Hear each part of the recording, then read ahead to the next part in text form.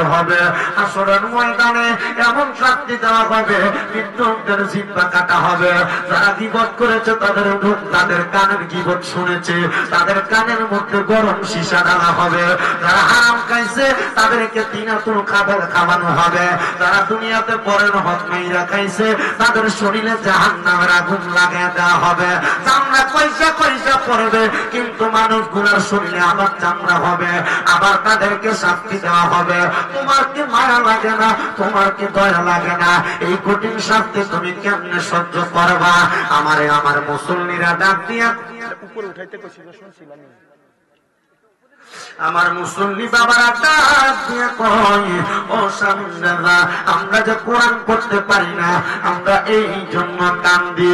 আমি কইলাম, বাবা কান্দ না গো, এই কোরআন তেলাওয়াত করতে পারলে যেমন লাভ, না পড়তে পাইরা কোরআন তেলাওয়াতের জন্য আফসোস করলে এর চাইতে আরো বেশি লাভ। আমি কইলাম, কেন গো, কেন লাভ? আপনারা যারা কোরআন পড়তে পারেন না, আফসোস করবেন না, টেনশন করবেন না, চিন্তা করবেন না।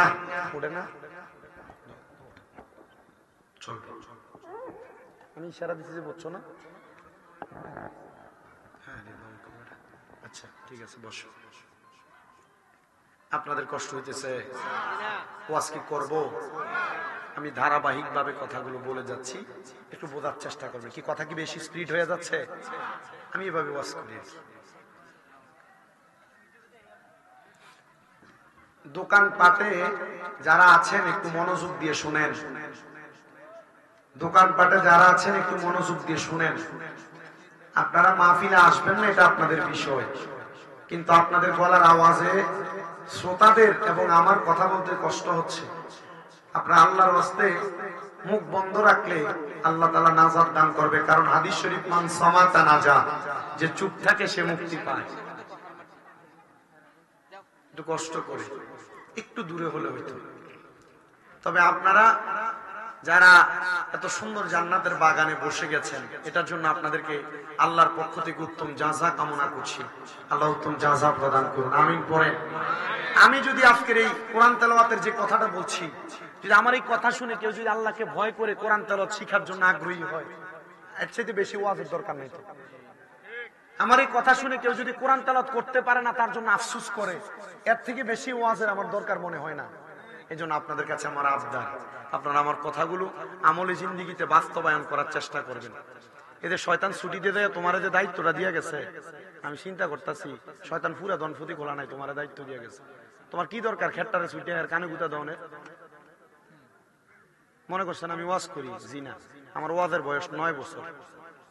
আমি কে কেমনে কথা কানে কানে কথা কইলে বুঝি আমার ওয়াজের প্রশংসা করে নাকি ওয়াজটা হইতেছে না, জমতেছে না, এটা কইলেও বুঝি আমি এই বুঝি। গতকালকে আমাদের মাহফিল ছিল মৌলভীবাজার, বাড়িতে আস্তে আস্তে সকাল হয়েছে, ভালো করে রেস্ট নিতে পারি না। আমি আসছি, আইসা খাওয়া দাওয়া করে চলে আসছি। আমি চেষ্টা করছি আপনাদেরকে আমার জবানে, আমার এলেমে যতটুকু আছে ততটুকু বোঝাইতে। যদি এই সময়টা আমার ডাইনে বামের কথার কারণে যদি নষ্ট হয়ে যায়, তাহলে এটা আপনাদের লস হবে, আমার হবে না। কারণ আমি যখন আমার গরির কাটা দেখবো আমি নেমে যাবো, এটা আমি বুঝবো। এই জন্য আপনি ওইটা একটু খেয়াল রেখে। আমি কিন্তু আর আপনার ধনপতি খোলা এই গ্রামে নতুন, দিঘির পার আসছি, রোয়াচালা আসছি, কাগাতু আসছি, অনেক জায়গায় আসছি। মোটামুটি আমি মাহফিল করে গেছি, মানুষ আমার ওয়াজের ধরন কিছুটা হলেও জানে। এবার তো কয়েক জায়গায় খাইছি না, রাজা চাবিতলার মুড়ি আছে, আমি জানি। এলাকায় সোনাকান্দা, রাজা চাবিতলা সব বিভিন্ন আউলিয়া কেরামের ভক্তবিন্দুরা আছেন, আপনারা কথাগুলো শুনবেন। আল্লাহ তাআলা তৌফিক দান করুন, আমিন করুন। আর মহাব্বতে পড়েন আমিন, জবান খুলে পড়েন আমিন। কোরআন তেলাওয়াত করতে পারেন আর না করতে পাইরা যদি আফসোস করে যে আল্লাহ আমি তো কোরআন পড়তে পারি না, এটার কারণে আল্লাহ তাআলা আপনার বরকত দান করবে। বলে হুজুর কেমন বরকত? আমার তো শুনতে একটু মনটা চায়। আমি আপনাদেরকে ছোট একটা হুজ্জাতুল্লাহিল আলামিন কিতাব থেকে ছোট্ট একটা কারগুজারি শোনায় দেই, যেটা শোনাইলে আপনাদের মনের মধ্যে উৎফুল্লতা বাড়বে, যেটা শোনাইলে কোরআন তেলাওয়াতের জন্য আকৃষ্টতা বাড়বে। ওই কিতাবের মধ্যে আল্লাহ পাকের একজন বন্ধু জিনার বাড়ি মিশর দামেস্কের জমিনে। উনি মিশর এলাকার মধ্যে ব্যবসা করতে গিয়েছিলেন। ওনার জীবনী থেকে ছোট্ট একটা কথা উল্লেখ হয়েছে। উনি বলেন, আমি মিশর এলাকার মধ্যে ব্যবসায়িক উদ্দেশ্যে গমন করার পরে আমি মিশরের গোরস্থানের সামনে দিয়া যাইতেছিলাম। এমন টাইমে আমার নাকের মধ্যে একটা সুঘ্রাণ আইসা লাগছে, সুঘ্রাণ। এই সুঘ্রাণটা পাইয়া আমি মনে করলাম, মনে হয় মিশরের গোরস্থানের মধ্যে নতুন কোন ব্যক্তি ইন্তেকাল করার পর দাফন করেছে, তার কবর থেকে আতরের ঘ্রাণ আসতেছে। এই কথা চিন্তা করে আমি ওই কবরস্থানে প্রবেশ করলাম। কিন্তু আমি তাকায় দেখলাম সবগুলা কবরের দিকে। মিশরের এই কবরস্থানের মধ্যে কোন নতুন কবর নাই। ওনার শখ ছিল ওই কবরটা জিয়ারত করবে। মানে যে ব্যক্তি নতুন মারা গেছে, যেখান থেকে সুঘ্রাণ আসতেছে, উনি কবরটা জিয়ারত করবে। কার মোবাইল নেই? ফিরা দিব বেটা। উনি বলেন, আমি যখন প্রবেশ করলাম আমি দেখলাম ওই গোরস্থানের মধ্যে কোন নতুন কবর নাই, কোন নতুন কবর নাই। আমি আবার দেখলাম পুরাটা গোরস্থান পুরাতন কবরে ভরপুর। আমি কবরস্থানের একবারে শেষ প্রান্ত পর্যন্ত গেলাম। আমি যা দেখলাম একটা কবর একবারে ভাঙ্গা। ওই কবর থেকে আমার নাকে সুঘ্রাণ আসতেছে। আমি ভাঙ্গা কবরটা দেখা ওই কবরের সামনে দাঁড়াইলাম। রাস্তা দিয়া মানুষ হাইটা হাইটা যায়।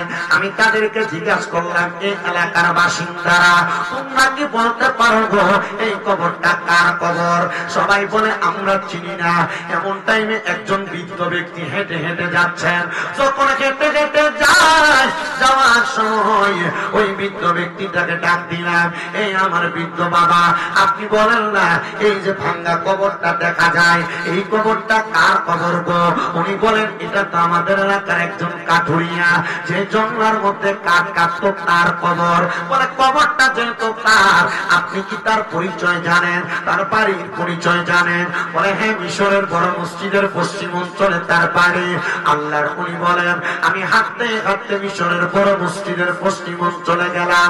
ঘরের সামনে যাইয়া আমি সালাম দিলাম, আসসালামু আলাইকুম ওয়া রাহমাতুল্লাহ। আমি সালামের কোনো জবাব পাই না।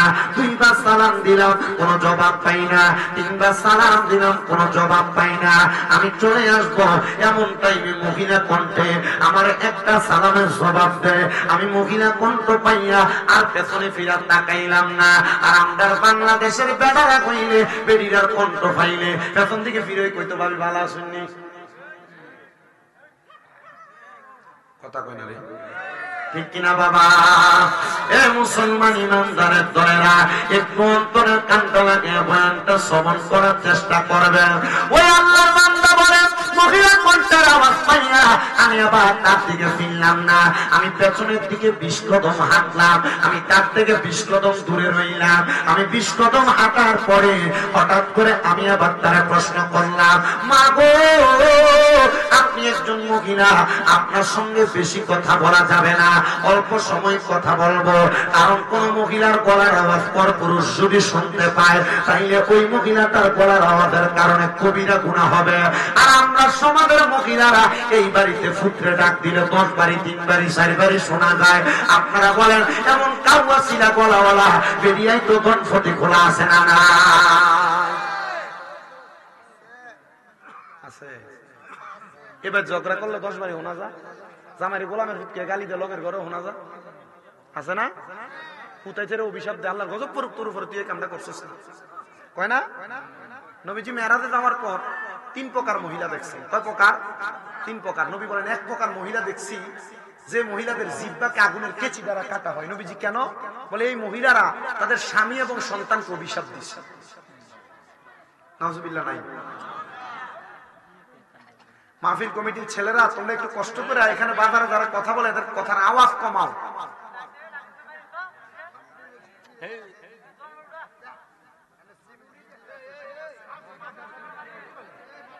আমি ফালতু সময় নষ্ট করতে আসছি না এখানে। হ্যাঁ, এই যে যাইতেছে ব্যাটালিয়ন মোটামুটি।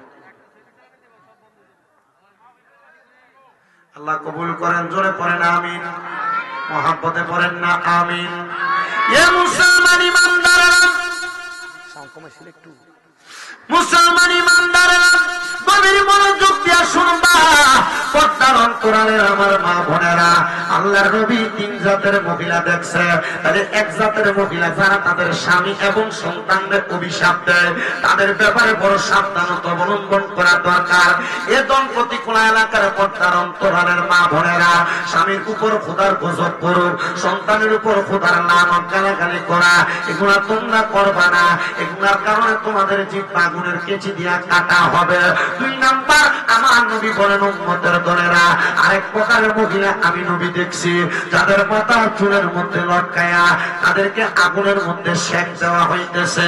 নবী গো, তারা কোন জাতের মহিলা?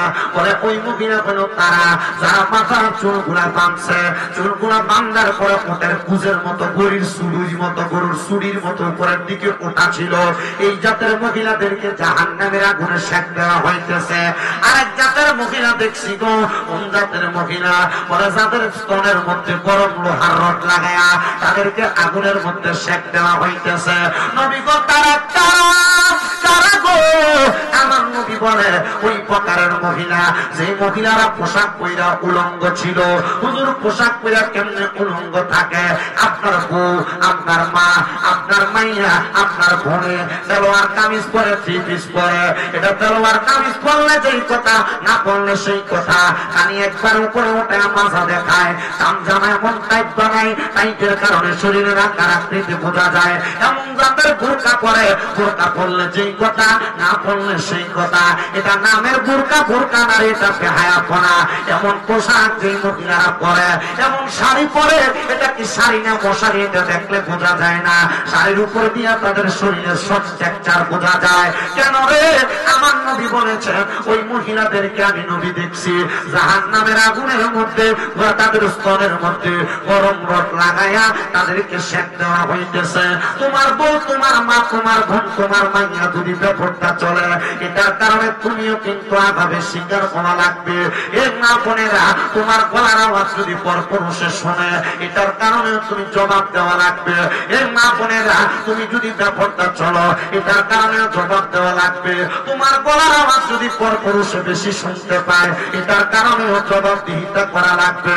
এবার আপনারা বলেন, আল্লাহর কঠিন আযাব থেকে বাঁচার জন্য আমাদের পরিবারকে এমন বিষয়গুলা মাইনা চালানোর দরকার আছে না? না। বহুত মিয়া সাবরা নামাজ পড়ার কারণে দুজকে যাইব। কেন? কারণ মিয়া সাহেবের বউ বেফরদা গুইরা বিষ্ণুপুর বাজারটারে আউড়ে এলেছে। কথা কন না। বহুত মিয়া সাহেবরা 5 ওয়াক্ত নামাজ পড়া দুজকে যাইব, মিয়া সাহেবের মাইয়া গায়ে হলুদের অনুষ্ঠানে ড্যান্স মারছে। কথা বুঝছেন? বহুত মিয়া সাহেবরা জাহান্নামে যাইব নামাজ পড়া, কারণ তারা তাদের বউরে, মাইয়ারে, তারা তাদের বোনরে পর্দা করায় নাই। আপনারা কি বুঝতেছেন? কষ্ট হইতেছে আপনারা? আব্বা কই যা?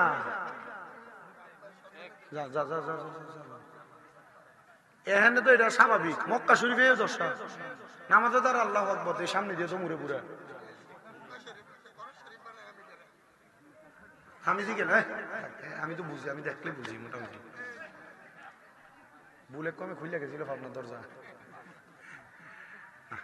এদের প্রতি কখনো অবহেলার নজরে তাকানো উচিত না।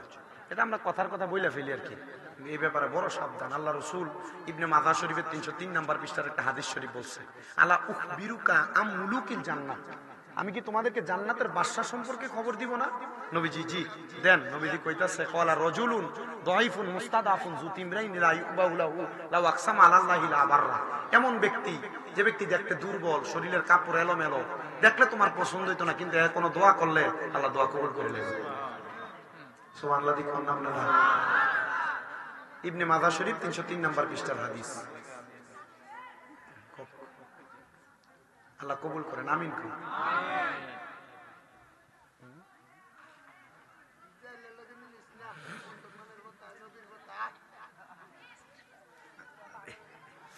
আল্লাহ যেন কবুল করে, জোরে বলেন আমিন।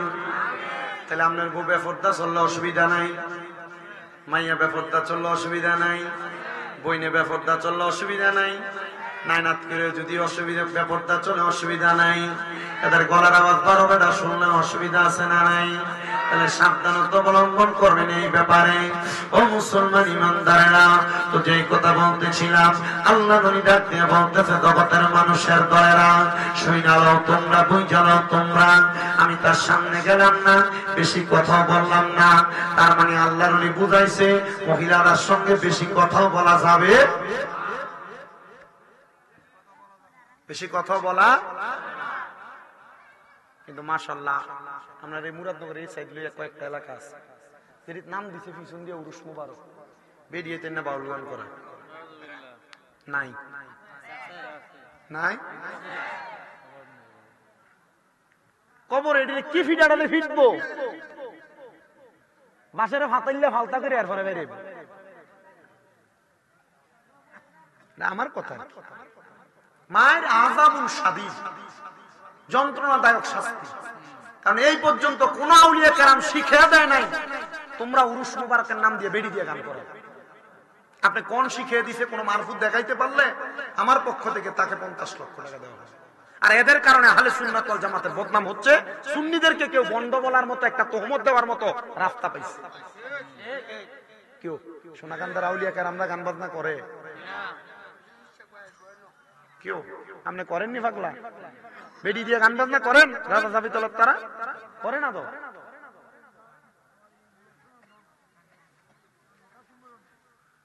পীর কাশিমপুর আছে, তাহলে আউলিয়া কেরামের সরল পথে বেডি নাচানাচি নাই আছে? আউলিয়া কেরামের সরল পথে বাউল গান নাই আছে? আউলিয়া কেরামের সহজ সরল পথে নারী পুরুষ একসাথে মেলামেশা নাই। যেখানে আছে এখানে বন্ড। আসতে কোন কেন পুলিশে ধরে লয়ে দেবো গা না? আর হক তো মুররু উচিত কথা থিতা। আপনার বালা লাগলো ঠিক, আপনি ঠিক কইলেও ঠিক, না কইলেও ঠিক। আমার মুসলমান ইমানদারের দ্বারা গভীর মনোযোগ দিয়ে আলোচনা শ্রবণ করার চেষ্টা করেন বাবা। এ মুসলমানের দল, এ নবীর উম্মতের দলেরা মনোযোগ লাগে, শোনো রে শোনো। এবার আল্লাহর বান্দা ডাক দিয়া কয়, আমি তো শুনে গেলাম, ওই মাকে ডাক দিয়া বললাম, মা গো তুমি বলো না গো আম্মা জান। এ আব্বা, এই না বসতে বললেন না আপনি। এরা বসতে বললে এখন চলে যাবে। এর আগে দুইজনে বলছে বসতে, এরপরে চলে গেছে। এরা দাঁড়ায় বসুন না, বসতে বললেন না, আপনি নিজে বসেন। এরা দাঁড়ায় দাঁড়ায় বসুন। এরা ভালো লাগছে, এরা দাঁড়ায় বসুন। পরে বসতে বললে এরা চলে যাবে। তো কি দরকার? এরা দাঁড়ায় দাঁড়ায় বসুন। আপনি ভালোর জন্য বলছেন, আপনাকে এটার জন্য ধন্যবাদ। এবার আল্লাহ আলী বলেন, মা বেশি কোনো কথা বলবো না, ছোট্ট একটা প্রশ্ন। এই ঘরটা কি ওই ব্যক্তির ঘর যেই ব্যক্তি দুনিয়ার জমিনের ভিতরে কাঠ কাটতেন, উনি ইন্তেকাল করেছেন, এটা আপনার ঘর? বলে হ্যাঁ। হুজুর আপনি ঠিক ঘরের মধ্যে এসে তালাশ করেছেন। মা গো মা, ও মা, আপনি বলেন না আপনার স্বামী যে কাঠ কাটতো, আপনার স্বামীর এমন কোন নেক আমল আসেনি? কারণ একটা জামাই সম্পর্কে বউয়ের চাইতে ভালো কেউ জানে না, একটা স্বামী সম্পর্কে স্ত্রীর চাইতে ভালো কেউ জানে না, একটা বউয়ের সম্পর্কে স্বামীর চাইতে ভালো কেউ জানে না। ডাক দিয়া কয়, ও মা বলেন না গো মা, আপনার স্বামীর এমন কোন নেক আমল আছে নাকি যেটার কারণে আল্লাহ তাআলা আপনার স্বামীটাকে সম্মানিত বানাইবো? ডাক দিয়া কই, হুজুর আমার স্বামী ছিল একজন মূর্খ মানুষ, জঙ্গলায় জঙ্গলায় কাঠ কাটতো। আমার স্বামীর তো এমন কোন নেক আমল ছিল না, আমার স্বামীর তো এমন কোন গোপনীয় আমল ছিল না। হুজুর কেন গো? বলে মা গো, আপনার স্বামী ইন্তেকাল করেছে, তাইলে আপনি খান কেমনে, আপনি করেন কেমনে? মহিলা কই, হুজুর আমার খাবারের জোগান নাই বিদায় আমি চেষ্টা কইরা কষ্ট করে পানি খেয়ে রোজা রাখতাম, কিন্তু একদিন ক্ষুধা জ্বালা সহ্য করতে পারি না, আমি আল্লাহর হাবিবের উপর দুরূদ শরীফ আদায় করছি। আমি দুরূদ শরীফ যখন আদায় করে ঘুমাইছি গো, আমি ঘুমানোর পরে আমি হঠাৎ করে স্বপ্ন দেখলাম আমার ঘরের মধ্যে নূরের একটা আলো ঝলমলে জ্বলতেছে। আমি জিজ্ঞাসা করলাম কে গো আমার ঘরে? উনি আমারে ডাক দিয়ে কয়, এরে মহিলা, যেই রহমতের নবীর উপরে দুরূদ আদায় করেছ আমি হইলাম সেই রহমাতুল লিল আলামিন নবীজি। ওগো নবী, আপনি আমার ঘরের মধ্যে কেন আগমন করেছেন? বলে তুমি না পেটের ক্ষুধা সহ্য করতে পারো নাই, আমি নবীর প্রতি দুরূদ আদায় করেছ। এই মহিলা রে, আমি নবী তোমার দুরূদের আওয়াজটা কানে শুই না, আমি দয়াল নবীর রওজা মুবারকে থাকতে পারি নাই, আমি তোমার জন্য এখানে হাজির হয়ে গেছে। আমার নবী ডাক দিয়ে কয়, মহিলা রে, এ মহিলা, নেও আমার আজকাল মুবারকের ভিতর থেকে আমি তোমার একটা রুটির ব্যবস্থা করে দিলাম। আমার নবী আজকাল মুবারকের ভিতর থেকে মহিলাকে একটা রুটি প্রদান করলেন। ওই মহিলা বলে, আমি রুটিটা খাইয়া আমি অর্ধেক পর্যন্ত খাইছি, এমন টাইমে আমার ঘুমটা ভাঙ্গা গেছে। আমি ঘুম থেকে জাগ্রত হইয়া দেখি গো, সেই অর্ধেক রুটি আমি ঘুমের ঘরে স্বপ্নে খাইছি, এই অর্ধেক খাওয়া আর বাকি অর্ধেক রুটি আমার হাতের মধ্যে রয়ে গেছে। এটা অন্য কোনো কারণে না, এটা রহমতের নবীর দুরূদ শরীফের বরকতে। জোরে জোরে কোন সুবহানাল্লাহ। দুরূদ শরীফের বরকত আছে না নাই?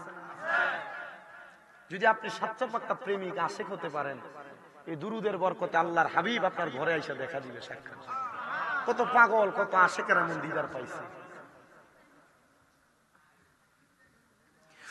আমার মুসলমান ইমানদার, এ নবীর উম্মতের দল,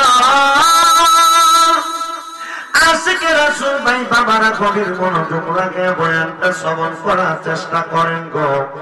আল্লাহর বান্দা ডাক দিয়ে কই, ও মা, আপনার স্বামীর কোন আমল নাই? বলে হুজুর নাই। বলে তাইলে এমন কোন আমল আসেনি দেখেন না। মহিলা ডাক দিয়ে কই, আমি আবার হুজুরকে বলতে লাগলাম আমার স্বামীর ছোট্ট একটা আমল আছে। বলে কোন আমল? বলে আমার স্বামী কোরআন পড়তে পারতো না। যখনই কাককাইটা বাড়িতে আসতো, আমার স্বামীটা কাককাইটা বাড়িতে আসার পর আসার সময় কিছু আটা, কিছু গম, কিছু চাউল নিয়ে আসতো, আমি ঘরে পাকাইতাম। আর আমার স্বামী ওযু কইরা নামাজের মুসল্লা বিছায়া আল্লাহ তাআলার কোরআন তার হাতে নিয়া চোখের পানি ফালায়া ফালায়া কাঁদতো। আমি জিগাইলাম একদিন, জিগাইলাম 2 দিন, তৃতীয়বারও জিগাইলাম, গো আমার স্বামী, আপনি যে আল্লাহ তাআলার কোরআনটা হাতে নিয়ে কাঁদেন, আপনারা তো কোনোদিন কোরআন করতে দেখি নাই, আপনি কোনোদিন আওয়াজ করে কোরআন করেন নাই। ডাক দিয়ে কই, স্ত্রী গো, আমি কোরআন পড়তে পারলে না পড়তাম, আমি তো আল্লাহর কোরআন পড়তে পারি না। আমি কোরআন রে মোহাব্বত করি না, আমি কোরআন রে বুকে ধইরা কান্দি। আল্লাহ নি এটার উসিলায় আমার মাফ করে দেয়। ও মুসলমান, আল্লাহ তাআলা শুধু কাল হাসরের ময়দানে বান্দার মাফ করার জন্য একটা ছোট্ট ওসিলা দেখব। বান্দার ছোট খাটো একটা নেক আমল আছে, ওই সময় রে মুসলমানের দল, ওই বান্দাটা বলে ঠিক আছে আম্মা জান খবর পেয়ে গেছে, আপনি আপনার মতো করে থাকেন। এবার আল্লাহর ওলি বলে, আমি বাড়ির মধ্যে যাইয়া আমি 2 রাকাত নামাজ পড়লাম, সালাতুল হাজত। আপনারা বলেন নামাজটার নাম কি? সালাতুল হাজত। সালাতুল হাজত কিন্তু নামাজ আছে। অনেকে মনে করে হুজুর ফজর আছে, যোহর আছে, আসর আছে, মাগরিব আছে, এশা আছে, এই 5 ওয়াক্ত ছাড়া কি আর নামাজ আছে? আমি বলবো হ্যাঁ বাবা আছে। দেখো না, আমি তোমার কয়টা নামাজের কথা বলি। 1 নম্বরে ফজরের পরে যেইটা পরে সূর্য উদয় হওয়ার সাথে, ওই নামাজটার নাম সালাতুল চাষের নামাজ, ইশরাকের নামাজ। এরপর আরেকটা নামাজ করে সূর্য ওঠার পর থেকে সূর্য ডুবার আগ পর্যন্ত, এটা কয় সালাতুল দুহার অথবা চাষের নামাজ। আরেকটা নামাজ পরে মাগরিবের নামাজের পরে, মাগরিবের নামাজের পরে ওই নামাজ নামাজের নাম সালাতুল আওয়াবিন, আরেকটা নামাজ পড়ে এশারের পরে ফজরের আগে রাতের শেষ তৃতীয়াংশে, এই নামাজটার নাম সালাতুল তাহাজ্জুদ। আর নফল নামাজ আছে সেই নামাজের নাম সালাতুল হাজত, আর নফল নামাজ আছে সেই নামাজের নাম সালাতুল ইস্তিসকা, আর নফল নামাজ আছে সেই নামাজের নাম সালাতুল খায়ের, আর নফল নামাজ আছে সেই নামাজের নাম সালাতুল তাসবিহ। এমন ভাবে আমি যাচাই করে দেখলাম 12 রকমের নামাজ আছে নফল নামাজ, সেই নামাজের মাধ্যমে বান্দার ভাগ্য পরিবর্তন হয়। তুমি তো 5 ওয়াক্ত পড়ো না, এই সবগুলা নামাজ পড়বা কেমনে? আইরে মুসলমানেরা, আইরে নবীর উম্মতের দলেরা, আমি তোমার কাছে আপনার করব, যদি নাজাত পাইতে চাও আল্লাহ তাআলার ইবাদতে মশগুল হয়ে যাও। ওই বান্দা ডাক দিয়ে কয় আমি সালাতুল হাজতের নামাজটা কইরা আমার আল্লাহ তাআলার কাছে বলতে লাগলাম, আল্লাহ আমি জানি না এই ব্যক্তির কবরে তুমি কেন এত সুন্দর সুগ্রাণ দিছ, আমার তো জানতে বড় ইচ্ছা হয়। উনি বলে আমি সালাতুল হাজতের নামাজটা কইরা কাঁদতে কাঁদতে ঘুমায় গেছি, এমন টাইমে আমি আরেকবার দেখতেছি আমার ঘরে কে জানি হাজির হয়ে গেছে। আমি জিজ্ঞাসা করলাম কে গো আমার ঘরে গো? তিনি আমার ডাক দিয়া কয় যার কবরের সুগ্রাণের ব্যাপারে জানতে চাও ব্যক্তি, আপনি কেমনে গো আমার সামনে আসলেন? বলে আল্লাহ প্রদত্ত ক্ষমতায়, আল্লাহ ক্ষমতা না দিলে দুনিয়ার একটা গাছের পাতাও লড়তে পারে না, লড়াইতে কেউ পারে না। এ মুসলমান, এ নবীর উম্মতের দল, উনি ডাক দিয়ে কয় আপনার কবরে যে সুগ্রাণ আসতেছে এটার কারণটা কি বলবেন নি? আল্লাহ তাআলা কেন আপনার কবরে সুগ্রাণের ব্যবস্থা করে দিছে? আল্লাহর বান্দা ডাক দিয়ে কয় আমি দুনিয়াতে একটা কাজই করতাম, আল্লাহর কোরআন পড়তে পারতাম না। এই যারা পড়তে পারেন না তারা শোনেন, আল্লাহর কোরআন পড়তে পারতাম না, আমি কোরআন বুকে একলা একলা কাঁদতাম। এই জন্য আমার আল্লাহ তাআলা আমার দুনিয়ার জমিন থেকে কবরে আসার পর আমার কবরের মধ্যে একটা সুগ্রাণের ব্যবস্থা করে দিছে। এ মুসলমানেরা করতে পারেন আর না পারেন, যদি পারেন আমার সাথে করবেন, না পারলে গুনগুনাইবেন, না পারলে মাথাটা নাড়াইবেন। আসেন আমরা ওই আল্লাহ তাআলার রহমত পাওয়ার আশায়, বরকত পাওয়ার আশায় মুহাব্বতের আওয়াজে আল্লাহ তাআলার কোরআনের তেলাওয়াত করি আর পড়ি আউযু বিল্লাহি মিনাশ শাইতানির রাজীম। বিসমিল্লাহির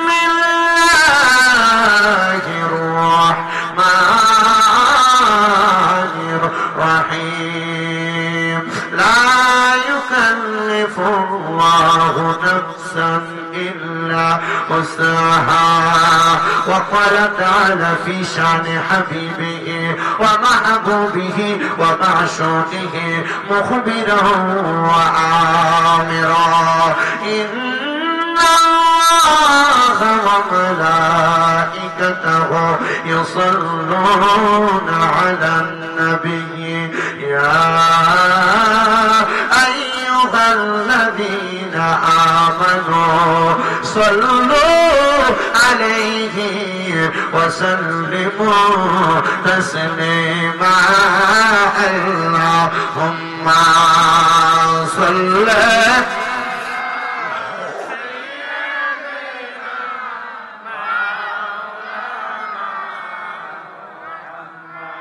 وعلى آل سيدنا বেবে দেখো মনে মনে তেমনি করছ নবীর সনে, নইলে থেকে বা রোজ হাসরে মুহাম্মাদিয়া রাসূলুল্লাহ আল্লাহুম্মা সাল্লি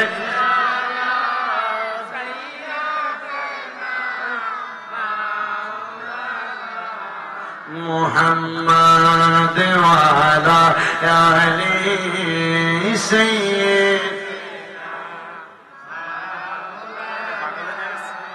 নূর নবীজির ফসিনা মুবারক মিসকের চাইতে আরো সুগ্রাণ, সাহাবীরা আতর রূপে করতেন তাহার ব্যবহার। আল্লাহ আল্লাহুম্মা সাল্লি আলা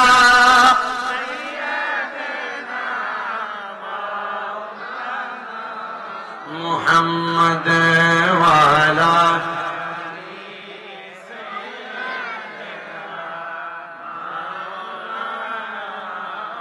লা ইলাহা ইল্লাল্লাহ লা ইলাহা ইল্লাল্লাহ কালমা লা ইলাহা আইরে নামাজ রোজা চাইরো না কেহ মা বাবার খেদমত চাইরো না আমার নবীর দরুদ বইল না বলেন নবীর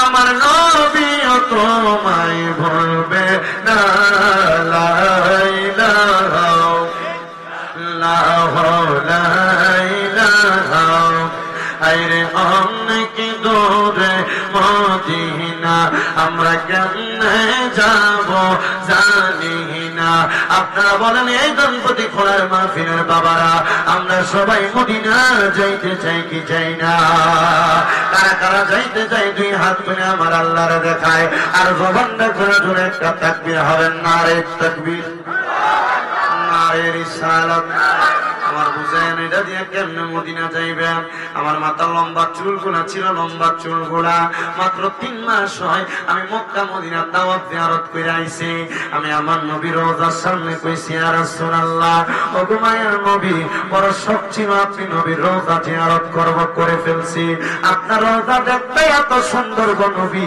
এখন কি আমার মনে চায় রওজা এত সুন্দর আপনি নবী না জানি দেখতে কত সুন্দর আপনারা দেখতাম এ আপুজিরা যেই দিন নবীর হাদিস করছি মানজারা কবরে ওয়াজাবাত লাহু শাফাআতি ইয়াউমাল কিয়ামা আমার নবী কয় যেই ব্যক্তি আমি নবীর রওজা মুবারকে যাওয়ার পর আমার রওজা জিয়ারত করলো সেই ব্যক্তির জন্য সুপারিশ করা শাফাআত করা আমি নবীর জন্য ওয়াজিব হয়ে যায় নবী যদি সুপারিশ করে তোমার জান্নাত নিশ্চিত আমি ওই দিনে নিয়ত করছি মদিনায় যাব এজন্য আসে তো শুনে শুনে লেখে ভালোবাসার জায়গা মদিনা ভালো লাগার জায়গা মদিনা বলেন ভালোবাসার জায়গা মদিনা ভালো লাগার জায়গা মদিনা আইরে এত সুন্দর জায়গা কোথাও দেখি না এত সুন্দর জায়গা কোথাও দেখি না সাজিয়েছেন দয়াল রাব্বানা ভালোবাসার জায়গা মদিনা বলেন ভালোবাসার জায়গা মদিনা ভালো লাগার জায়গা মদিনা আইরে মদিনা শরীফে নূরের খাজিনা মদিনা শরীফে নূরের খাজিনা আশিকে ছাড়া অন্য বুঝে না ভালোবাসার জায়গা মদিনা বলেন ভালোবাসার জায়গা মদিনা ভালো লাগার জায়গা মদিনা আইরে আমার মনের মাঝে অনেক বেশি গুনাহ আমরার জীবনে অনেক বেশি গুনাহ ক্ষমা করবে দয়াল রাব্বানা ক্ষমা করবে দয়াল রাব্বানা ভালোবাসার জায়গা মদিনা বলেন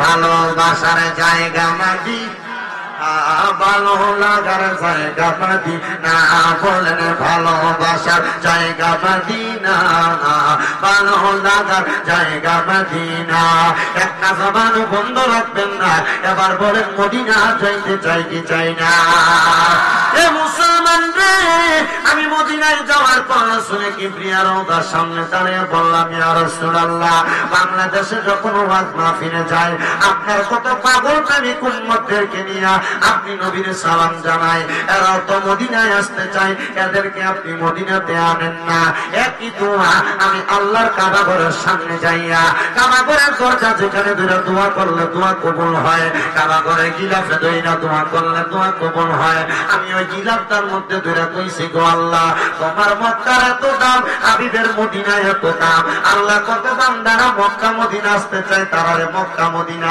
আনো না।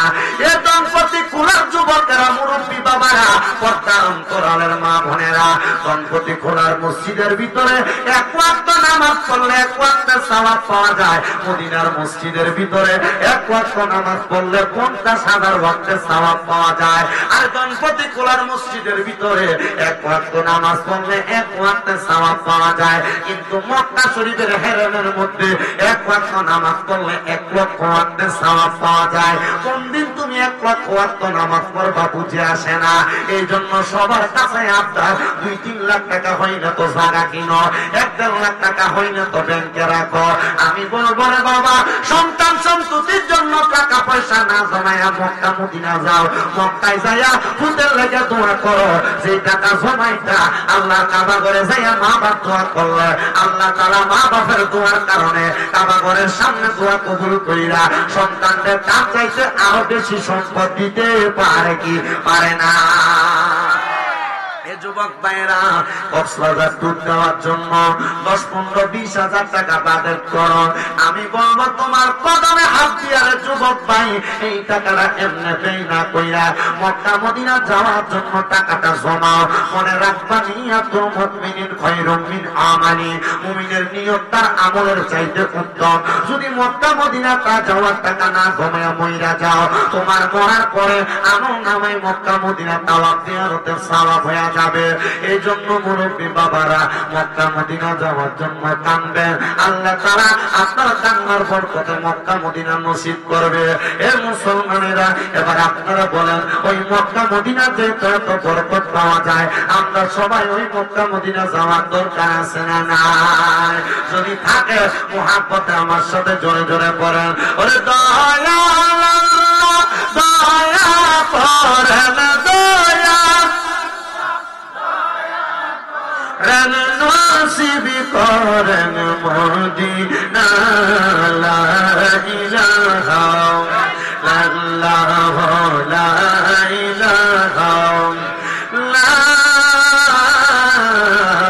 ইলাহা ইল্লাল্লাহ, মুহাম্মাদুর রাসূলুল্লাহ সাল্লাল্লাহু আলাইহি ওয়াসাল্লাম।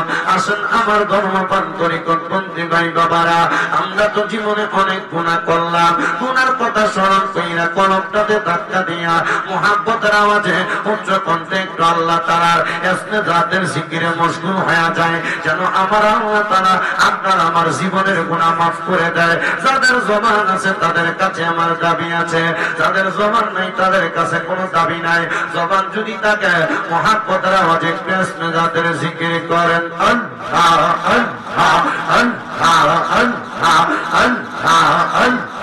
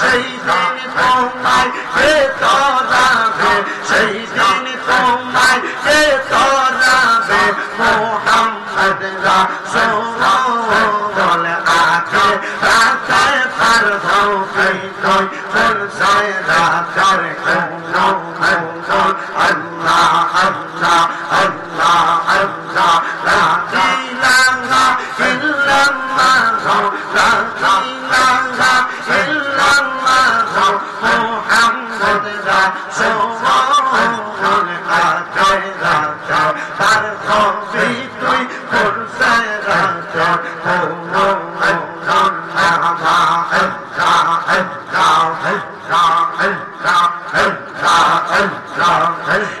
কান্দার বন্ধু দানা আমার সামনে জন্মের মত দেখালো আপনার কান্দার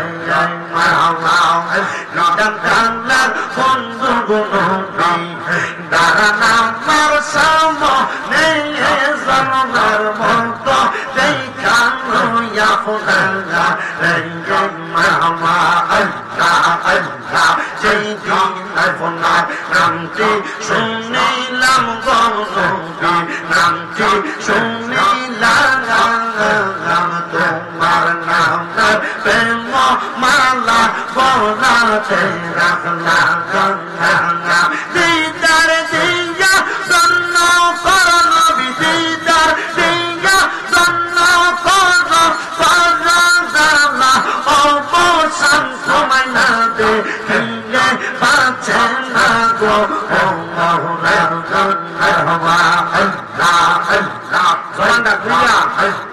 আল্লাহ সময়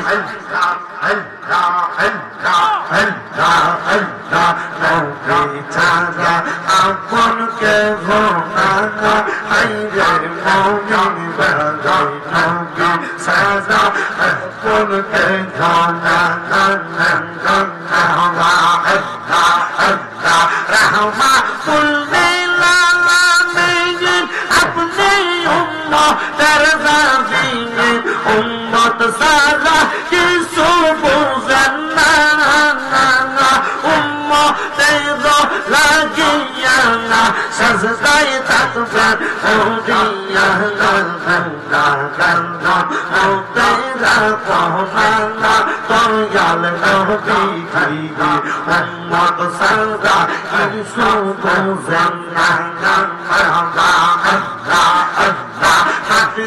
পর্বে আসিয়া পিতা খারা হইয়া তুমি রূপে আসলে নেই তো রাঙাই নবীর পবিত্র ওই মুখে গে শুধু খাইলেন যা মুখে হইল বিবি হালিমা আইরে মদিন বাজাই নদী সাদা আপন পেঘ নাঙ্গাই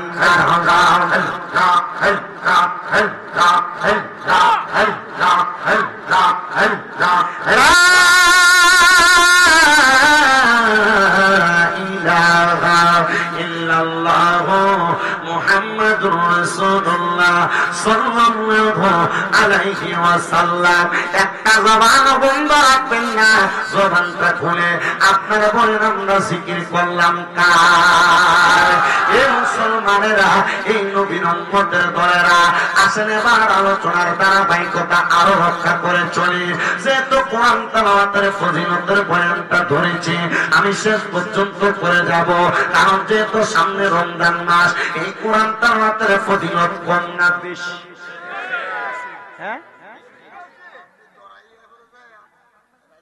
আল্লাহ কবুল করুক আমিন আর মোহাব্বত ফজিলত বেশি যে ভাইয়েরা কোরআন শরীফ তেলাওয়াত করতে পারেন না আপনার সবচেয়ে বড় একটা সুযোগ মাহে রমজান মাস বড় একটা সুযোগ মাহে রমজান মাস মসজিদের ইমাম মসজিদের মুয়াজ্জিন অথবা এলাকার কোন কোরআনে হাফেজ তার কাছে আপনারা 2 জন 3 জন 5 জন হয় তারাবির পরে অনেক সময় আপনারা সজাগ থাকেন হয় সাহারির পর পর নচেত সাহারির আগে 1 ঘন্টা সময় যদি 1 মাস দেন, কোরআন তেলাওয়াত আয়াত হয়ে যাবে। আপনারা বলেন দেওয়ার দরকার আছে না? এই রমজান মাস পাক এবং পবিত্র করেন আল্লাহ বান্দাদেরকে, পাক এবং পবিত্র করেন আল্লাহর ওয়াস্তে। আপনাদের কাছে করজোড়ে আবদার করি, বাবা এই কোরআন তেলাওয়াতটা করবেন। পর্দার অন্তরালে যে মা বোনেরা দেখতেছেন বা শুনতেছেন, মা ও মা, আমি আপনার ছেলের মতো গো মা, এই শামীম দাদা মারা গেলে আমার আর শামীম দাদা বলবে না, লাশ বলবে। আম্মু আপনাদের কাছে করজোড়ে আবদার, আল্লাহর কোরআনটা শিখেন। না পড়তে পারলে কোরআনের সাথে মোহাব্বত লাগান, সন্তানটাকে কোরআনওয়ালা বানান। আপনারা বলেন যদি মা বোনেরাও কোরআন তেলাওয়াত করে লাভ আছে না? বহুত ঘরে বরকত নাই, কামাই রুজির বরকত নাই, রোগ বালা মুসিবত ছাড়ে না, আছে না অনেক ঘর? আমি আমার মাদেরকে বলবো, আম্মু আপনারা আল্লাহর কোরআনটা পড়েন গো মা, দেখবেন এই কোরআনটা পড়লে আপনার ঘরে বরকত কই থেকে আসছে আপনি টেরও পাবেন না। কিন্তু আপনিও তো আপনার বউরে বলেন না, কারণ আপনি নিজে পড়েন না, আপনি বউরে কইবেন কেমনে? কথা কয় না। আপনি কইলেন আপনার বউ আপনার ঘুরে কইব, নিজে পড়ে না, আমার কইতে হইছে, ঠিক না? আব্বু আল্লাহর ওয়াস্তে মাপ চাই, নিজেও পড়েন, নিজের সন্তানদেরকে বইলেন। এই যে কুকুরগুলা ডাকে শোনেন, শুনতেছেন আপনারা? কেন ডাকতেছে তো? আজকে আল্লাহ তাআলা এই ধনপতি খোলা মাহফিল হওয়ার কারণে আপনাদের আহলে আওলাদদেরকে আল্লাহ তাআলা কবর থেকে উন্মুক্ত করে দিয়েছেন। তাদের রুহু এই কবর, এই মাহফিলের ডাইনে বামে সামনে পেছনে ঘুরতেছে। এরা দেখে, আমরা দেখি না। এই কুকুর দেখে আমরা, অনেক মানুষ আজকে ঘরে বসে রয়েছে।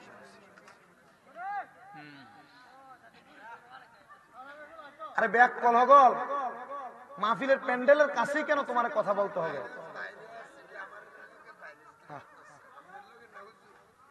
এখান থেকে ডাকাডাকি করে আল্লাহ যদি হেদায়েতের আলো এদের সিনাতে দান করে।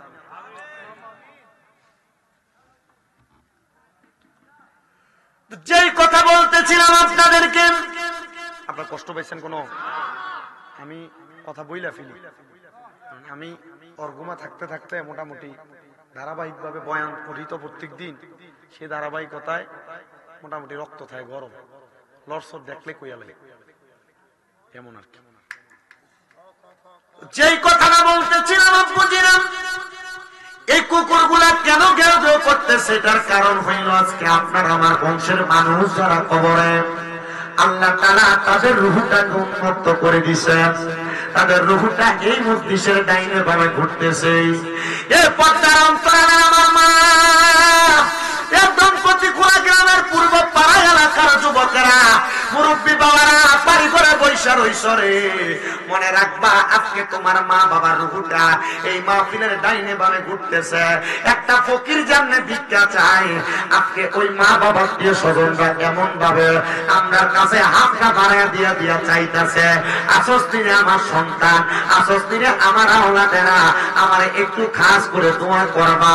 ওই দোয়ার কারণে ওই ব্যক্তি যখন কবরে ফিরে যাবে, দেখবে তার আযাব বলা কবরটা আপনারা যারা প্যান্ডেলে বসে আছেন, আপনাদের দোয়ার বরকতে আমার আল্লাহ তাআলা মাফ করে দিছে। আইরে সন্তানের দল, কিন্তু যাদের আহলে আওলাদে মাহফিলে নাই, তারা যদি কবরে যাইবে, যাওয়ার পর দেখবে তাদের কবরের আযাব বন্ধ হয় নাই। এরা প্রশ্ন করবে, ওগো মনিব মাওলা, আমাদের কবরের আযাব তো বন্ধ হয় নাই, অন্যান্যদের কবরের আযাব মাফ করা হয়েছে, আমাদের কবরের আযাব কি মাফ করা হবে না?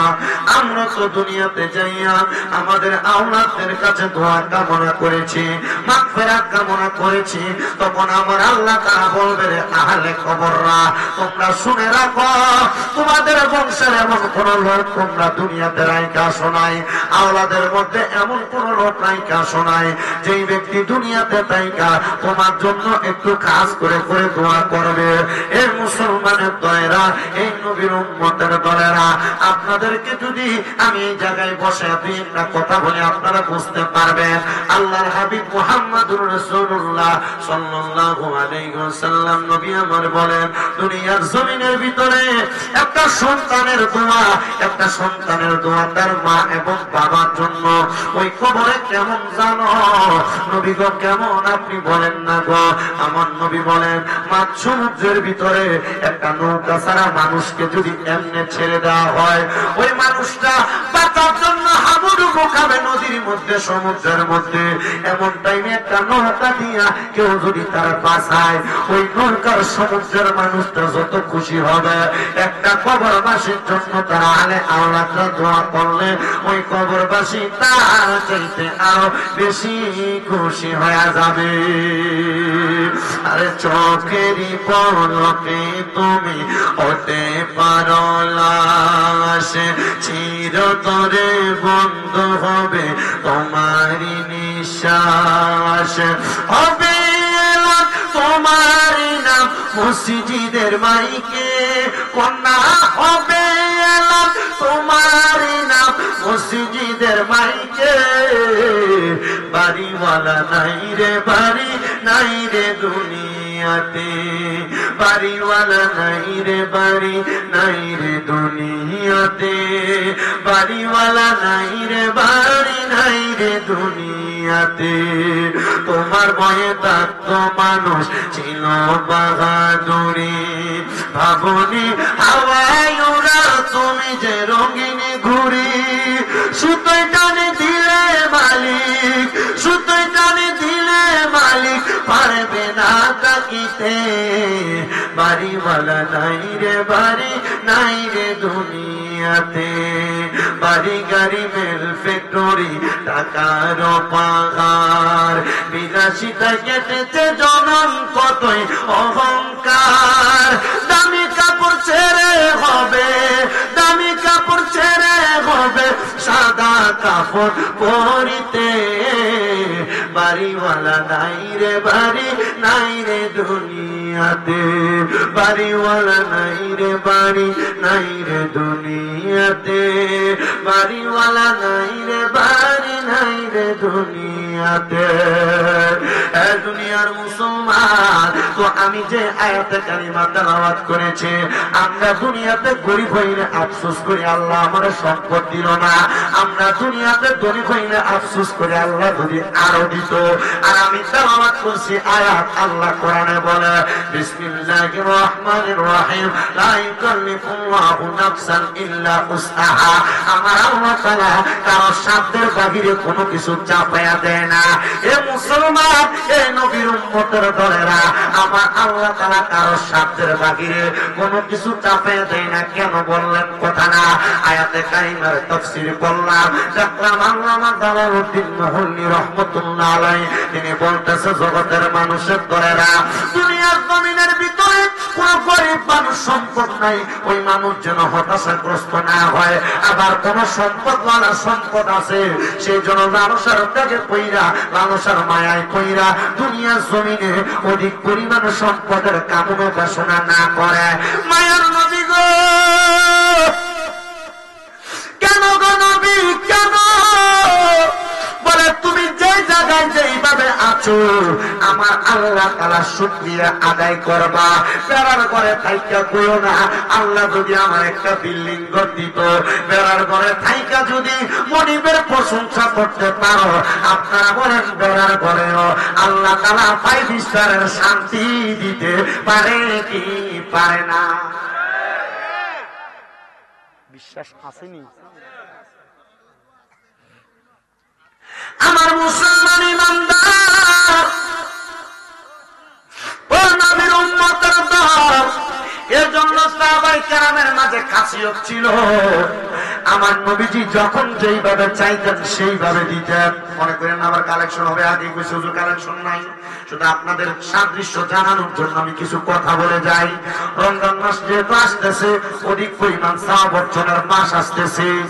আল্লাহর নবীর কাছে একজন ভিক্ষুক মানুষ অধিক পরিমাণ ভিক্ষুক হওয়ার কারণে, মানে সম্পদের সম্পদ না থাকার কারণে, সে ব্যক্তি আয়েশা রহমতের নবীর কাছে বলে, ইয়া রাসূলুল্লাহ, আমার সম্পদ নাই, আমার টাকা নাই, আমার পয়সা নাই, কোন দৌলত নাই, আপনি নবী আমারে কিছু দান করেন। রহমতের নবী কান্দে, কারণ 5 দিন নবীজির পেট মোবারকে কোনো খানাই যায় না। 5 দিন নবীজি আমার রোজা। কয়দিন? আমরা কথা বলেন না। কয়দিন? 5 দিন কোন রহমতের নবীর পেটে খানা নাই। নবীজির কাছে এসে কি চাইছে? খানা চাইছে, ভিক্ষা চাইছে। নবী আমার ডাক দিয়া কয়, সাহাবী তোমার কাছে সম্পদ নাই, তুমি আমি নবীর কাছে চাইছো রে। শোনো রে, আমি নবী তোমারে জানাইয়া দেই, আমি নবীর কলিজার টুকরা সাহাবী হযরতে ওসমান জিন্নুরাইনের কাছে যাইবা, ওনার কাছে যাইয়া বলবা রাহমাতুল লিল আলামিন বলছে তোমাকে কিছু সহযোগিতা করার জন্য। এবার চলে গেছে ওসমান জিন্নুরাইনের কাছে। ওসমান জিন্নুরাইনের কাছে যা বলে, হে ওসমান জিন্নুরাইন, আমার নবী বলেছে গো আমার কিছু সহযোগিতা করার জন্য। ওসমান জিন্নুরাইন বলে, তোমাকে দেওয়ার মতো আমার কাছে কোনো সম্পদ নাই, আমার কাছে কোনো মাল নাই, কোনো সামান নাই, তবে তুমি যদি অপেক্ষা করো তাইলে আমি তোমার কিছু মাল দিতে পারবো। বলে কি মাল দিবা গো? বলে আমার ব্যবসার উদ্দেশ্যে এই মক্কা নগরীর আরব থেকে হেজাজ অঞ্চল মদিনার পার্শ্ববর্তী জায়গায় আমার কিছু উট নিয়েছে ব্যবসায়িক উদ্দেশ্যে। ওই উটগুলো ব্যবসায়িক উদ্দেশ্য শেষ কইরা আসতেছে, হয়তো বা তারা আমার কাছাকাছি চলে আসছে। তুমি যদি অপেক্ষা করো আমি তোমাকে একটা উট হাদিয়া প্রদান করবো। বড় খুশি উমা, একটা উট পাইলে তো মাশাআল্লাহ অনেক কিছু, ঠিক না? খুব খুশি। দাঁড়িয়ে আইলেন, নবী বলছে তোমার কিছু যদি না দে তাইলে আমার নবীজির ওয়াদা আমি রাখতে পারলাম না। আমার এই ওয়াজের আমি আপনাদেরকে আর বেশিক্ষণ কষ্ট দিতাম না, কারণ স্টেজে ওঠার আগে খিচুড়ি ট্যাপ রেডি, যদি বেশিক্ষণ কষ্ট দিই ঠান্ডা হয়ে যাবো গা। এর জন্য আমি আমার অল্প সময় কথাটা গোছায় তারপরে বিদায় নিয়ে যাবো গা। আপনারা একটু কষ্ট করে বসতে রাজি আছেন ইনশাআল্লাহ? এবার আসতেন ওই ব্যবসায়িক বণিকের মালগুলা নিয়ে একটা না দুইটা না 50টা উট এক সিরিয়ালে আসতেছে। কয়টা উট এক সিরিয়ালে আসতেছে? 50টা উট এক সিরিয়ালে আসতেছে। এবার নবী সাহাবী ওসমান জিন্নুরাইন কয়, তোমার এখান থেকে যে উটটা পছন্দ সেই উটটা তুমি নিয়ে যাও। ওই সাহাবী কি করলেন, সামনে যে রানী উটটা আছে ওই উটটার হাতের মধ্যে ধইরা কয়, ওসমান জিন্নুরাইন এই উটটাই আমার পছন্দ। তিনি নিজের সামনের দিকে যাই, ওসমান জিন্নুরাইন রাদিয়াল্লাহু তাআলা দেখতেছে তিনার একটা উটের পেছনে পেছনে পেছনের যে 50টা উট আছে একটার পেছনে পেছনে যায়। এবার ওই ব্যক্তি ডাকতে হবে, হে ওসমান জিন্নুরাইন গো, তুমি তোমার বাকি 50টা উটকে কেন আটকাও না? ডাক দিয়া কয়, না না না, আমার নবী তোমারে আমার কাছে পাঠাইছে, আমি ওসমান যেন তোমার দান করি, আমি ওসমান যেন তোমার সহযোগিতা করি। আমি তোমারে বলছি তোমার পছন্দ মতো নেওয়ার জন্য, কারণ তুমি ইহুদি মানুষ। তুমি যদি আইসা আমার কাছে কিছু চাইতা, আমি যদি দিতাম, যদি এটার কোনো খুঁত থাকতো তাইলে তুমি বদনাম করতা। নবী সাহাবীর কাছে গিয়েছিলাম, সে আমার খুদওয়ালা জিনিস দিছে, দান সদকা করছে। এই জন্য আমি বলছি তুমি তোমার পছন্দ মোতাবেক নিয়ে যাও। তুমি তোমার পছন্দ মোতাবেক সামনে করে নিছ, আমি কেন পেছনের গুণা আটকাইব? এটা তো আমি এই জায়গার মধ্যে আটকানোর মালিক না।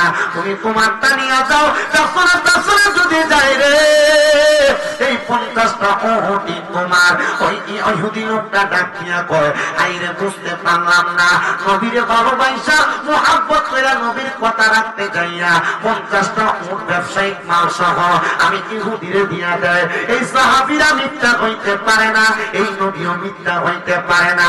উনি 50টা উট লইয়া রহমতুল নবীর দরবারে যায়, ডাক দিয়া কয়, ওগো রহমাতুল লিল আলামিন, আপনি আমার এই মুহূর্তে পড়ায়া দেন লা ইলাহা ইল্লাল্লাহ মুহাম্মাদুর রাসূলুল্লাহ সাল্লাল্লাহু আলাইহি ওয়াসাল্লাম। ডাক দিয়া কয়, ওসমান জিন্নুরাইন গো, নিবা নাকি তোমার ওটগুলা? কয়, না না না, আমি তো আমার নবীর কদমে সবগুলা আমি বিলীন করে দিছি। আমার আল্লাহ তাআলা নবীজির মাধ্যমে ঘোষণা দিছে রে, আসাখিউ হাবিবুল্লাহ, দানকারী আল্লাহর বন্ধু আমারে আমার আল্লাহ তাআলা দিয়া দিব। এটার চিন্তা আমি করি না, তাইলে তুমি কেন চিন্তা করো? দেখছেন নিরে নবীর সাহাবায়ে কেরাম কেমন করে উদ্যত ছিলেন। রমজান মাস আসতে সামনে, আপনাদের কাছে করজোরে আবদার করি রে বাবারা, আপনার পক্ষ থেকে এলাকার একটা মিসকিনকে এলাকার একটা গরিবকে একদিন হইল ইফতার করাইয়া আপনি ভোর রাতে মুরগি দিয়া খানা খাবেন। বহু মানুষ মুরগি দিয়া খানা খাইতে পারে না, পারলে একটা মিসকিন গরিবের মুরগি কিনা দিয়া পারলে একটু ভালো খাবারের ব্যবস্থা করে দিয়া। আপনারা বলেন বাবারা, এই ভালো খাবারের ব্যবস্থা করে দিলে আল্লাহ তাআলা আপনাদের একটু ভালো রিজিকের ব্যবস্থা করতে পারে কি পারে না? কিন্তু বেটারা রমজান মাস আসলে উমরা করতে যায়, মক্কায় যায়, মদিনা যায়, তোমার এলাকার মানুষ না খাইয়া মরে, আর তুমি মানুষের হজ করতে যাও, কাম হবে না। হজ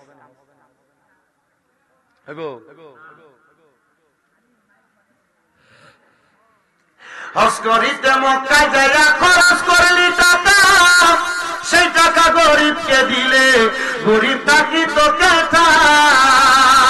কেউ যায় টাকার গুমানে, কেউ যায় দেশ ভ্রমণে, কেউ যায় টাকার গরমে, কেউ যায় দেশ ভ্রমণে। আইরে ধনীরা যায় ধনের টানে আনিতে সোনা দানা, শুধু খাইলে নামাজ হবে না, ও মন বোঝো না, গোশ খাইলে নামাজ হবে না। এমন অনেক সুদখোর, ঘুষখোর, পয়সাওয়ালা, টেহাওয়ালা নামাজও পড়ে, হারামও খায়, সুদও খায়, এলাকায় আছে না নাই? এলাকায় না, সোনার বাংলাদেশ অভাব নাই। আবার আমরা সমাজের মানুষ এটিকে ধরে নিয়ে মসজিদের সভাপতি বানায়, কি বানায় না?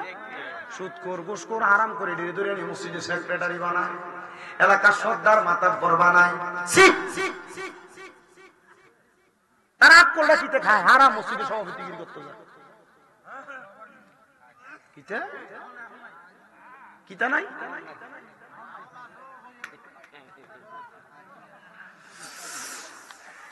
আপনার কষ্ট হইতেছে? ও আজকে কামে লাগবো মনে হইতেছে? কামে লাগুন না ওয়াজ ওই কিতে।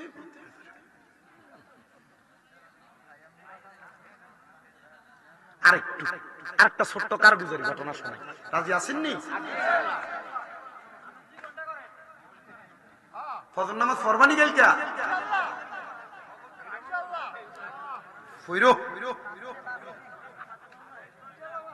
আল্লাহ কবুল করো, আমিন কোন? কই রে ফোলাটা দাওয়াত দিছে যে, কো আসেনি? আয় আয় আয় আয় বাবা, আরো করতাম ওয়াজ। তোর দন খেলা ইচ্ছে বলে, হুজুর টিয়া দিয়ে আনছি না, করেন কি তৈব?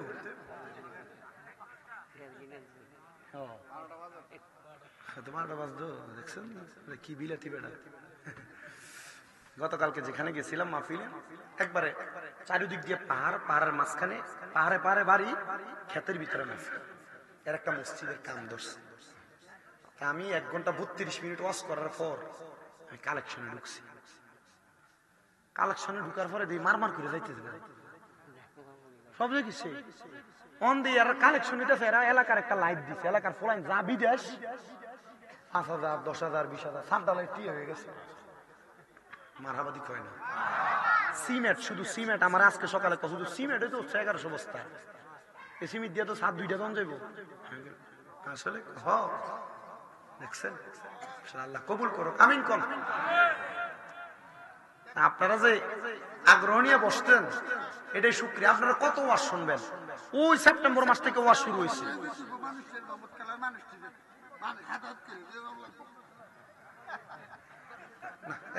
আপনারা কই টিয়া পয়সা আসেনি লাগে? ঠিক আছে, পাইছি আমি কিছু পাইছি। আমি এত টিয়া পাইলাম কি? আমরা তো আমার মাদ্রাসা 6টা, কয়টা মাতে না তো, কয়টা? 6টা মাদ্রাসা। গরজন কইছি আমি দৌড়ে দৌড়ে ফাঁকা করে 2-3-4টা মাহফিল করতাম না, একটা করে বেশি টিয়া লয়ে কইরাম। একবারটা দেখছো নি ব্যবসাটা ঘরের ভিতরে? আমি এক হুজুর ইশারা দিলাম, কি কিছু কয়ে বেজুত করে দিব নাকি? না, এলাকার মামুদও কিছু কইেন না। তো মূল বিষয় যেটা, আমার টিহা দিলাম না, লস হইতো না। আমার যে ছোট মাদ্রাসা, এটার ভিতরে দৈনিক 1 বস্তা চাউল লাগে। আমি আজ পর্যন্ত কাউরে কই নাই যে আমার মাদ্রাসা 1 বস্তা চাউল দাও। আমি আজ পর্যন্ত কাউরে বলি নাই। আর দোয়া করবেন না আমার লাগিয়া? দোয়া করি না আমার লেগে বেশি করে। আমরা দোয়া করলে আল্লাহর কসম করে, আল্লাহর কসম, আজকে আসরের পরে মাগরিবের আগে আমার পোলাপান প্রত্যেকদিন খতমে খাজে গান করে। প্রত্যেকদিন আমার মাদ্রাসার যে বাচ্চাটা নুরানিতে পড়ে, এ বাচ্চার কান্না দেখলে আপনি নিজে কানবেন। আমার মাদ্রাসা নুরানিতে যে বাচ্চাটা পড়ে তার কান্না দেখলে, এই যে আপনাদের পাঁচকিত্তা সাতপুরার অনেক পোলাপান আমার মাদ্রাসায় পড়ে, এই যে অনন্তপুরের অনেক পোলাপান আমার মাদ্রাসায়, আমার ছোট্ট বাচ্চাটার কান্না দেখলে শুধু ইচ্ছা মতো কান্দে, দোয়া করে, কান্না করে। আমার প্রত্যেকটা বাচ্চা তাহাজ্জুদ নামাজ পড়ে। কুমিল্লা নূরপুর চকবাজারের নূরপুর তাহফিজুল কোরআন মাদ্রাসা, এই বাচ্চাগুলা তাহাজ্জুদ নামাজ পড়ে পড়ে আল্লাহর কাছে কান্দে। পাগলা এই আর কথা কই না কেমন, এগুলা কান্না করে তাহাজ্জুদের সময়।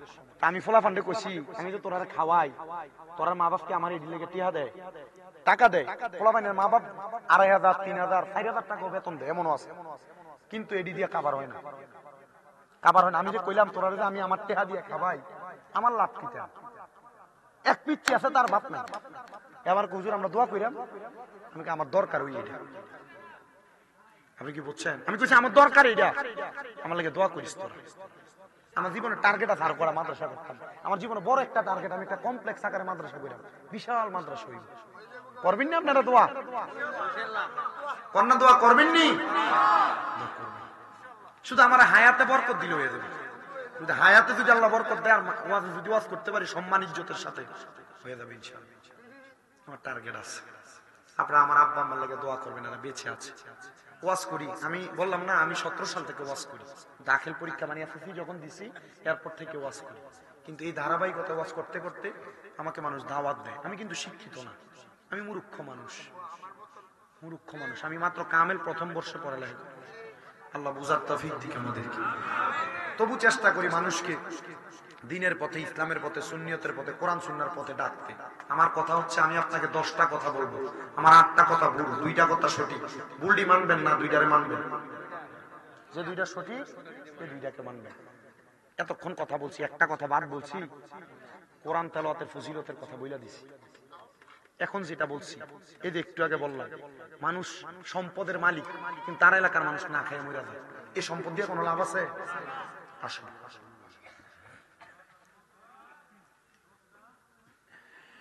অনেক পয়সাওয়ালা, টাকাওয়ালা সম্পদ বানাইতে বানাইতে এই সম্পদের যাকাত আদায় করে না। যাকাত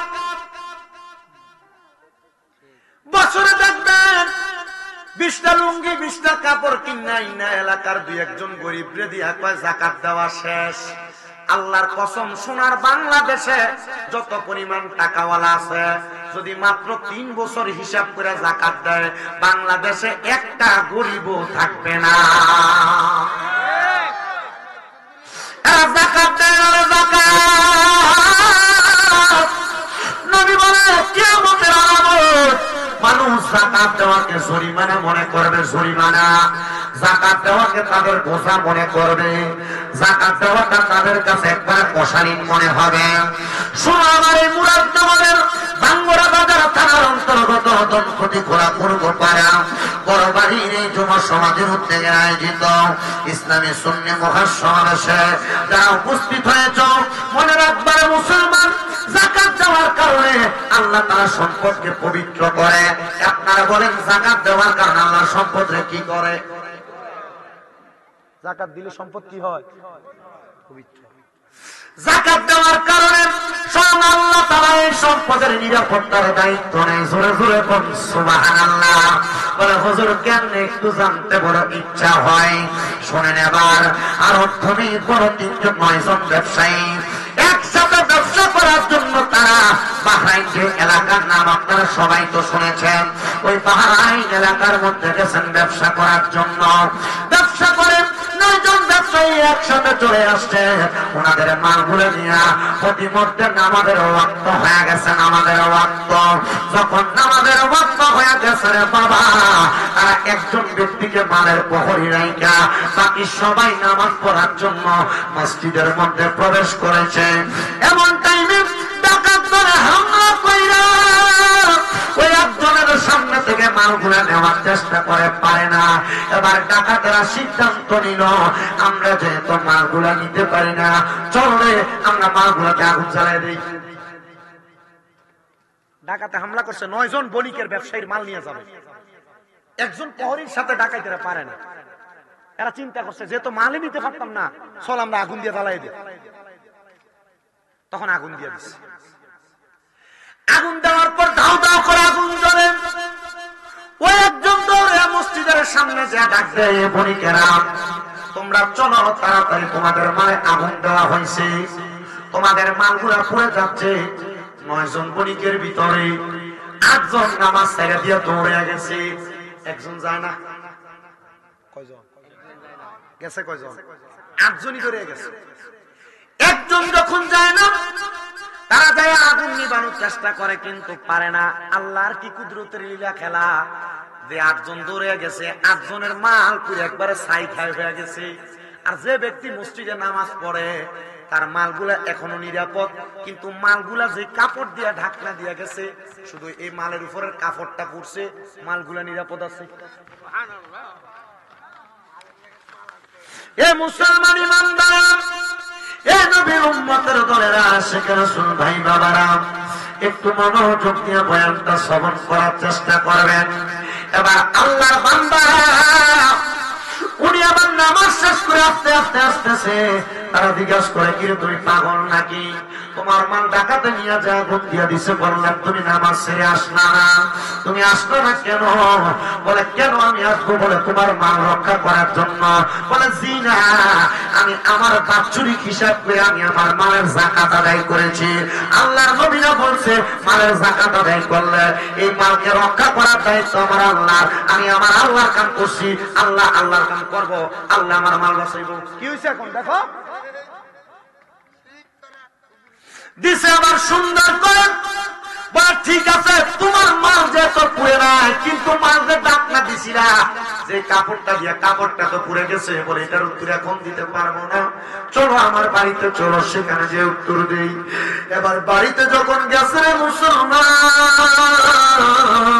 বাড়িতে যাইয়া স্ত্রীকে দিগায় 8 জন ব্যবসায়ীর সাথে, এই স্ত্রী আমি যে ব্যবসা করতে যাওয়ার সময় আমার মাল ঢাকনা দেওয়ার জন্য তুমি একটা কাপড় দিয়েছিলা, তুমি বলো না ওই কাপড়টা গত বছর যাকাত দেওয়ার সময় আমার এই কাপড়টার হিসাব তুমি আমারে দিয়েছিলে কিনা?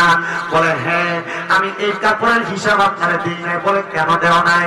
বলে কাপড়টা আমাদের পার্শ্ববর্তী পরিবারের একজন ওনার বাড়িতে নিয়ে গিয়েছিল ব্যবহার করার জন্য, উনি পরে দিয়েছে, এই কাপড়ের হিসাব আপনাকে দিতে আমার মনে নাই।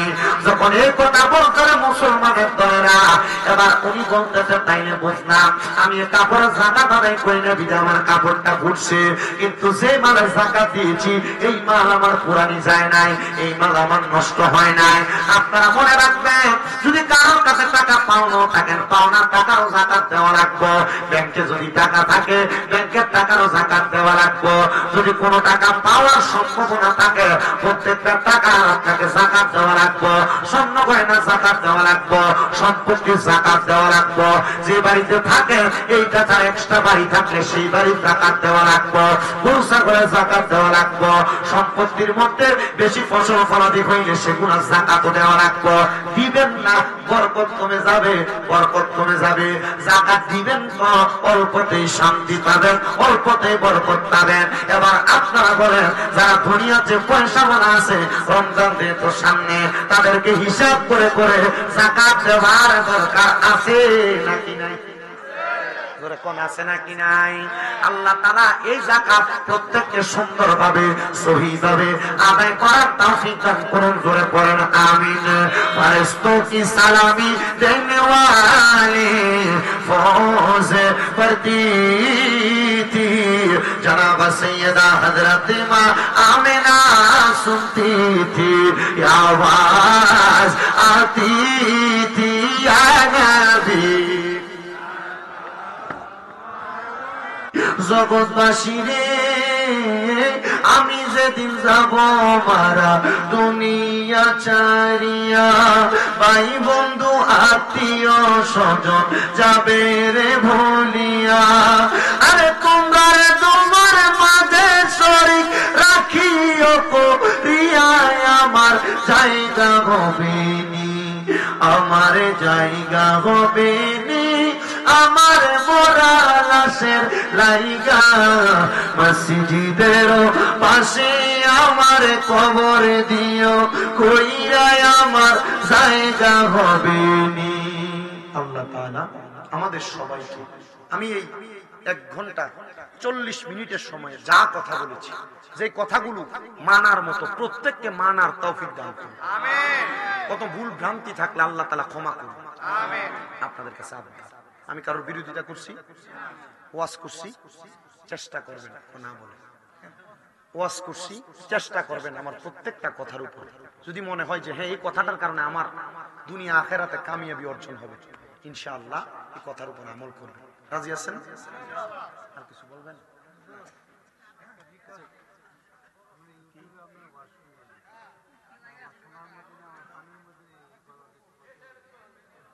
আরেকটা গজল কইতে হবে, একটা গজল বলে কইতে। সোনার মদিনা আমার প্রাণের মদিনা, সব বলিব কিন্তু তোমায় বলতে পারি না। বলেন সব বলিব কিন্তু তোমায় সোনার মদিনা আমার প্রাণের মদিনা, সোনার মদিনা আমার প্রাণের মদিনা, সব ভুলিব কিন্তু তোমায় বলতে পারি না। মদিনা সব ভুলিব কিন্তু তোমায় বলতে পারি না। ইয়াসিবি নামে তুমি ছিলে অলক্ষণের দেশে, বড়ই মারাত্মক যে ছিল তোমার পরিবেশ। ইয়াসিবি নামে তুমি ছিলে অলক্ষণের দেশে, বড়ই মারাত্মক যে ছিল তোমার পরিবেশ। নবীর ছোঁয়া লেগে তুমি শাহে মদিনা, বলেন নবীর ছোঁয়া লেগে তুমি শাহে মদিনা, সব বলিব কিন্তু তোমায় ভুলতে পারি না। বলেন সোনার মদিনা আমার না, সোনার মদিনা আমার প্রাণের মদিনা, সব বলিব কিন্তু তোমায় বলতে পারি না। আর সম আল্লাহর চেয়ে দাবি তুমি হও, খোদার সৃষ্টিতে তুমি শ্রেষ্ঠ ভূমি হও। আর সম আল্লাহর চেয়ে দামি তুমি হও, খোদার সৃষ্টিতে তুমি শ্রেষ্ঠ ভূমি হও। নবীর ছোঁয়া লেগে তুমি শাহে মদিনা, বলেন নবীর ছোঁয়া লেগে তুমি শাহে মদিনা, সব ভুলিব কিন্তু তোমায় ভুলতে পারি না। বলেন সোনার মদিনা আমার প্রাণের মদিনা, সোনার মদিনা আমার প্রাণের মদিনা, সব ভুলিব কিন্তু তোমায় ভুলতে পারি না। সব ভুলিব কিন্তু তোমায় ভুলতে পারি না। আল্লাহ কবুল করেন, পড়েন আমিন।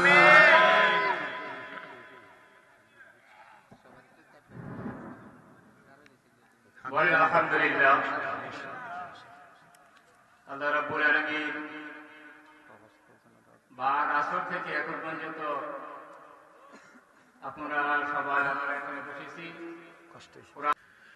اللهم آمين اللهم آمين الحمد لله رب العالمين الصلاة والسلام على رسوله الكريم ربنا ظلمنا أنفسنا وإن لم تغفر لنا وترحمنا لنكونن من الخاسرين يا إلهي رحم فرما मुस्तफा की वास्ते खुले दे दरवाजाए रहमत गदा की वास्ते रहमतुल लिल आलमीन खत्म रसूल जाने जगह احمد و حامد محمد মুস্তাফা কি ওয়াসিতে মাবুদ ও দয়াল আল্লাহ একটু রহমতের নজর করে তাকিয়ে দেখেন এই কুমিল্লা জেলার অন্তর্গত মুরাদনগর উপজেলাধীন বাঙ্গরা বাজার থানার অন্তর্গত ধনপতি খোলা পূর্বপাড়া বড়বাড়ির মাঠ প্রাঙ্গণে এলাকার যুব সমাজের উদ্যোগে কবরবাসীর আত্মার রূহের মাগফিরাত কামনার্থে ৮তম বাৎসরিক ইসলামী সুন্নি মহাসমাবেশ সাজায়া আমার সঙ্গে ওলামায়ে কেরাম, দাড়ি পাকা মুরব্বী বাবারা, যুবক নওজোয়ান ভাইয়েরা, ছোট্ট ছোট্ট মাসুম বাচ্চারা, পর্দার অন্তরালের আমার কত মা বোনেরা মুনাজাতের মধ্যে হাত বাড়াইছে। আল্লাহ,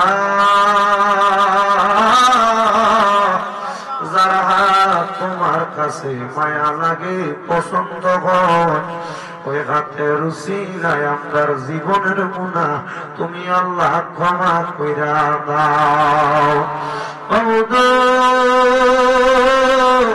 তুমি যদি আমরারে মাফ কইরা দাও, আল্লাহ কারোর কাছে কোনো জবাবদিহি করা লাগবে না। যদি রহমত দিয়া ভরপুর কইরা দাও, আল্লাহ তোমার রহমতের কোনো কমতি হবে না।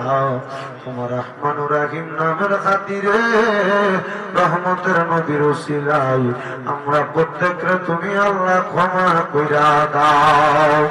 ও দয়া, কে জানি হাত বাড়াইছে, কার জানি জগতের মধ্যে বাবা নাই, যেই বাবা রিক্সা চালাইয়া মাটি কাইটা মাথার গাম পায়ে ফালাইয়া পরের বাড়িতে বদলার কাজ কইরা সন্তানরে মানুষের মতো মানুষ করার জন্য আব্বা নিজের রক্তরে পানি বানাইছি। এমন আব্বা যাদের অন্ধকার কবরে, আল্লাহ আব্বার কবরটারে জান্নাতের বাগান বানায়া দাও। আল্লাহ, কে জানি হাত বাড়াইছে, কার জানি জগতের মধ্যে মা নাই। হায়রে মা, যেই মা 10 মাস 10 দিন গর্ভে ধারণ কইরা সন্তানের প্রসব বেদনা সহ্য করতে মার বড় কষ্ট হয়েছে, এমন মা যাদের অন্ধকার কবরে, আল্লাহ আমার কবর জান্নাতের বাগান বানায়া দাও।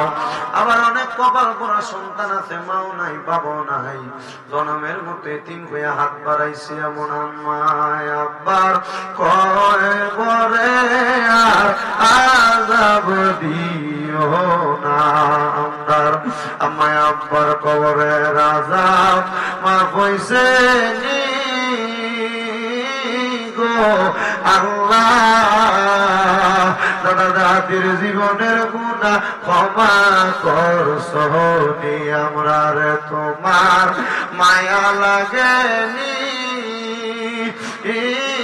গো আল্লাহ, আমরা রে তোমার দয়া লাগেনি।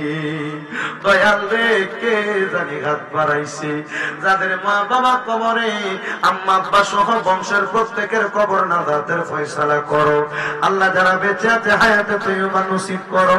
মা বাবা বেঁচে থাকলে আল্লাহ আম্মা আব্বার খেদমত করার তৌফিক দান করো রব্বুল আলামিন। আল্লাহ, বিশেষ করে আমার একজন সহপাঠী খুরশেদ ভাই, ড্রাইভার মানুষ, ওনার মাও নাই বাবাও নাই, দুইজন অন্ধকার কবরে, মাঝে মাঝেই দোয়া চাই আল্লাহ আমাদের খুরশেদ ভাইয়ের আম্মা আব্বা দুইজনের কবর নাজাতের ফয়সালা করে দাও।